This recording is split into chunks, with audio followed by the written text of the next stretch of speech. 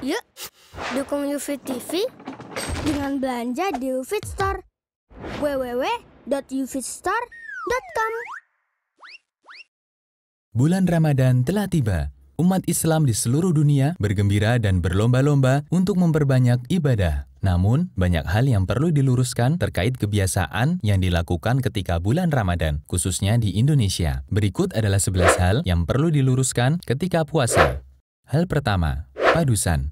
Menjelang bulan suci Ramadan, kaum muslimin di Indonesia melakukan ritual padusan. Mereka anggap itu untuk membersihkan jiwa dan raga, agar terbebas dari segala dosa. Ini adalah budaya yang tidak sesuai dengan Islam. Islam tidak pernah mengajarkan membersihkan dosa dengan cara padusan. Hal kedua, nakar.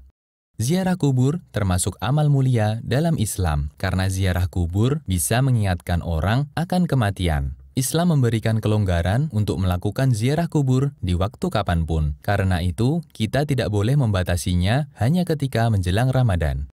Hal ketiga, membangunkan sahur.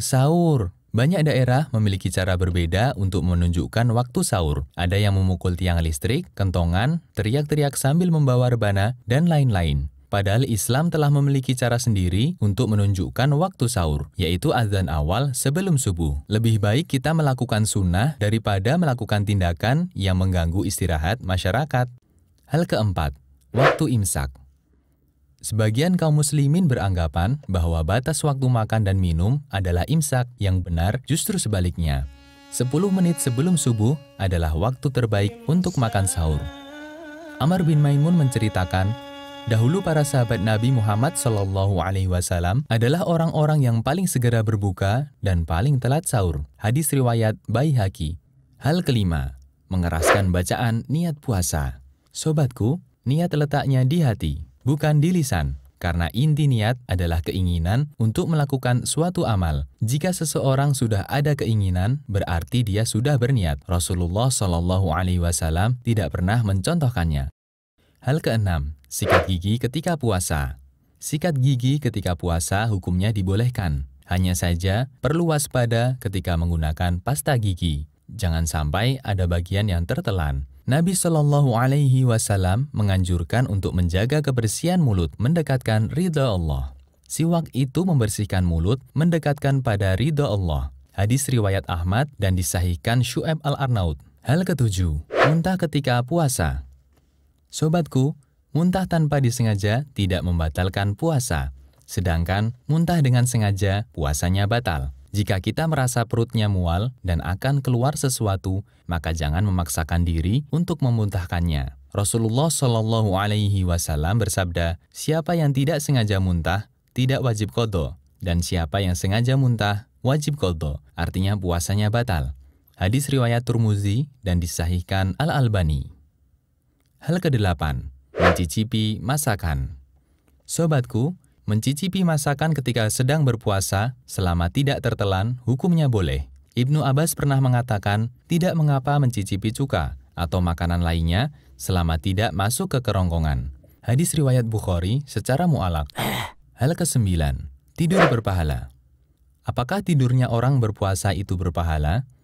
Pertanyaan ini berasal dari hadis yang menyatakan, tidurnya orang yang berpuasa adalah ibadah, diamnya adalah tasbih, doanya adalah mustajab, dan pahala amalannya pun akan dilipat gandakan.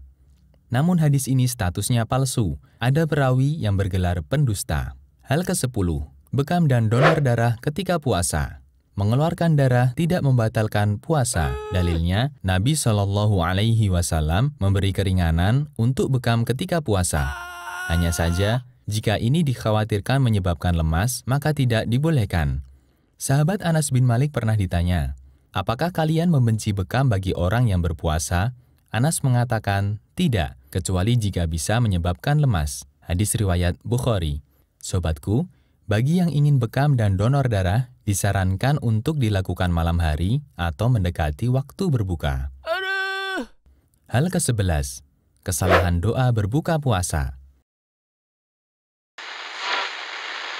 Allahumma laka sumtu. Sebagian masyarakat Indonesia berbuka puasa dengan membaca doa Allahumma laka sumtu wa bika amantu wa ala rizkika aftartu birahmatika ya arhamar rahimin. Doa tersebut dinilai dhaif oleh sebagian ulama. Doa sahih yang diajarkan Rasulullah Shallallahu Alaihi Wasallam adalah sebagaimana diriwayatkan oleh Ibnu Umar. Lafaz doanya adalah dhahabadz dhama'u wa batallatil uruqu wa sabatal ajru insyaallah. Demikianlah 11 hal yang perlu diluruskan ketika puasa. Semoga Allah memudahkan kita untuk meraih banyak pahala selama menjalankan ibadah di bulan mulia. Assalamualaikum. Gimana? Menarik kan videonya? Saksikan video-video UFIT TV lainnya di www.ufit.tv. Nonton UFIT TV yuk!